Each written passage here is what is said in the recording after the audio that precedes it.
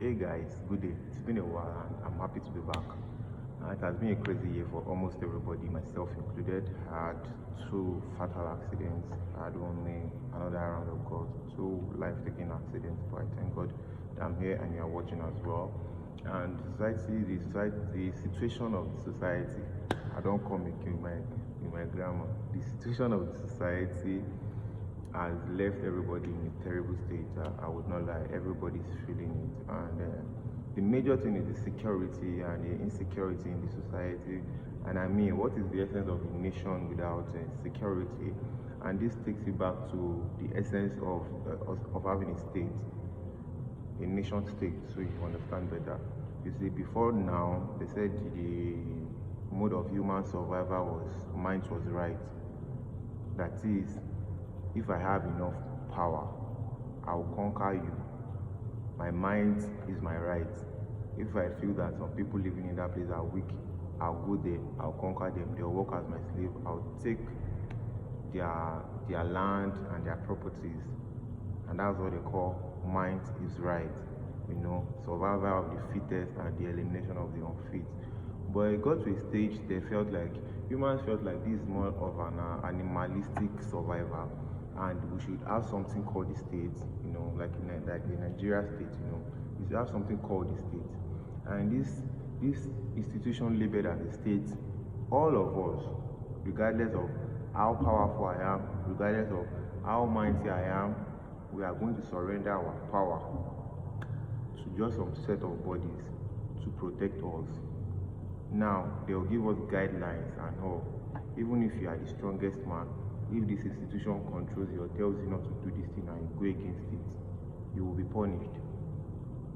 So one of the essence of a society is for security. That is the essence. To protect against internal crisis and external aggression. In situations whereby all of us, we've had a voice or we have a voice, that in order to have a normal life, an animalistic life, for all of us to live in peace and in unity and in an organized system, and you are not sleeping and waking in the middle of the night or getting worried that somebody is coming to prick you up or something. But like I was saying, this is the essence of society, one of the essence of the society, and the government are not playing by it. So what is the essence of a society? What is the essence of the Nigeria state?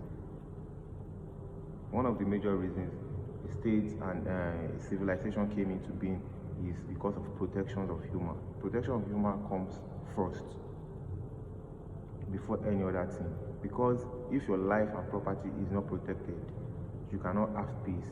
You cannot even work effectively to make money. You cannot even go to places you should go.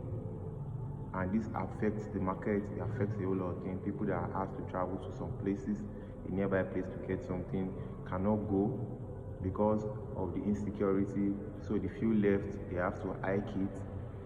And a whole lot of these things influences it. You can't go to some couple of places because you know that your life is not safe. And this is where the failure of the government is, because they already breached the contract between the citizens and the government. They are not they are not sticking to the side of the contract. While any citizen that plays outside the contract, which is the constitution, are being dealt with mercilessly. They have decided not to play to their own contract. And you see, it will get to a point when the citizens are getting frustrated that the government that at which they've dedicated all their powers to are working outside the contract, which is the constitution, and this will bring a forceful act for them to act against the government as well, bringing up crisis and a whole lot more. And this takes me to an example of the historical story, and one of the things that led to the Biafra War. Because before the Biafra War, a lot of rumor came up after the first coup that it was an Igbo coup, because it was dominated by Igbo soldiers. And then at that time in Nigeria army, they had more Igbo soldiers in the army, but I also thought it was a coup. It was an ethnical coup. I feel coup, ethnical coup. Sure, you understand. So I think this led to a counter coup because the first coup brought in Aguiyi-Ironsi in. He wasn't the one that led it. Nzegu led the coup, but he outsmarted them in declaring himself the leader of Nigeria. And after that, the people that led it, and they were dominated by Igbos. And one of the mistakes Aguiyi-Ironsi made while he came to power is any treasonable offense should cost execution. But Aguiyi-Ironsi decided to just keep them in the prison, which was wrong. And so these were things that fueled up the rumors and the whole assumption. And so back to my point. So after a while, I think it was 6 months or thereabout, there was a counter coup by some set of Hausas planning their own assumed ethnical coup, planning their own ethnical coup against the Igbo. And this was when Aguiyi-Ironsi was killed. He was killed in Ibadan. Yeah, he was having a stopover at his friend's place. The former Western region leader, Adekunle Fajuri. This was when he was killed. And let me take you back to the first coup. People that were killed during the first coup was Tafawa Balewa, which was the first prime minister of Nigeria, to Ladoke Akintola, which was the Western region leader, to Okotebo, which was the Minister of Finance. Now you have to think about it. Why would they kill Okotebo? Because he's an Igbo man. If it was really an ethnical coup, then Ahmedu Bello too was killed, and there were a couple of other people. The leader of the Eastern region survived the coup because he had an international visitor, international body that was around. I think it was a bishop or something, or a UN representative. And if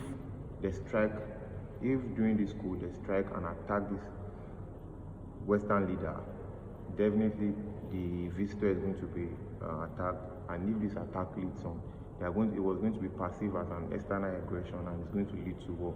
So in lack of this reason, they didn't proceed with the Eastern coup. So that's that by the side. And this, so like I'm saying before we deviate from the main points, the major topic is about insecurity, and when a particular body is not sticking to his contract, which is the constitution, it brings in crisis. One does not have too much power because all the power has been dedicated to an institution. But after a while, it might push the citizen to the edge. And this is what we call it will increase crime with so many things. And when government are not effective, they see that there are little or less or no punishment for people that are breaching the contract, or people that decide to rebel against them, and people they have issues against. So like I was saying, after the counter coup by the Hausas, what went ahead was Hausas started feeling in charge. They started killing Igbos because now they are in power. Yakubu Gowon was sworn in as the president of Nigeria then. He was an Hausa man. So they felt in power, and because of what they felt the Igbo have done first, they started attacking him. There were so many massacres in Kano, so many places, and it got to a point the Hausas were not feeling safe anymore. So the Eastern leader at that point was Odumegwu Ojukwu. He had to send a message to all Igbos that are outside East to come back home, because what is the essence of a government that can protect them? They should come back to East where their security and protection is certain.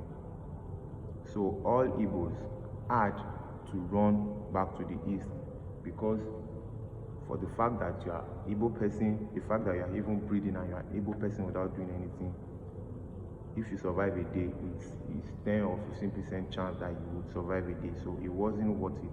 So this is what led to all Igbos fleeing other part of the country and going back to east. And so this is still an example of what I was talking about, east, when they felt like the government, the institution are not sticking to their side of the contract, what did they do? They withdrew. And I would not like to proceed to talk about the civil war, how Demeko Ojukwu and Yakubu Gowon had the Abure Accord and they were unable to reach a consensus of a way forward. But my point is, it is questionable that the government are not sticking to their side of the contract, and I feel that, it is a terrible situation that is not thoroughly approached and is handled with levity, and people that suffer this insecurity most are the citizens, are the majority of people that are just average citizens without connection, with an average salary or less, and it is quite disturbing. I feel that the only way that you can work towards this is electing and voting for someone that you feel that will take this contract serious, that will be effective, that will respect the power we've dedicated to them, not because you've given them all this power, but because you feel that this person will respect the decision of a social contract theory. That is what it's called, a social contract theory, whereby we all agreed in a contract that brought about a constitution that lead us. We will believe whatever you decide, but you have to take care of us rightly. In this line, this would definitely be my last video of the year, if not the only video I've made this year so far related to my vlog. And we have a few months to the election. I urge you to vote for people, because it's not only the presidential election, because anybody contesting for any post determines how easy your life would be. If it's House of Rep, your senatorial district, and all of these things, it affects how your community is, even the country at large, even if it's gubernatorial election. So all of these aspects are things you should vote for, and understand that from conversation, not just from mere charade, from conversations and debate and engagement, I'm sure you have a sense of who you feel will deliver more in making the social contract theory effective, that will respect everybody's decision. And because if I say I want to propose that this is a solution, you and I does not have any solution right now. The only solution we have is to elect someone that will respect the social contract theory and will not breach it.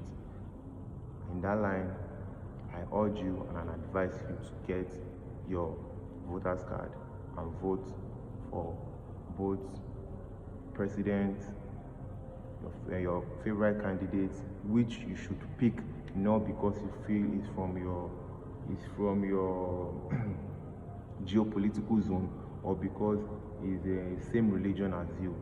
You know it is possible for you to have someone that is from the same religion and same geopolitical zone that would not respect that constitution, that will not respect that contract, that will not respect the power you've dedicated to them.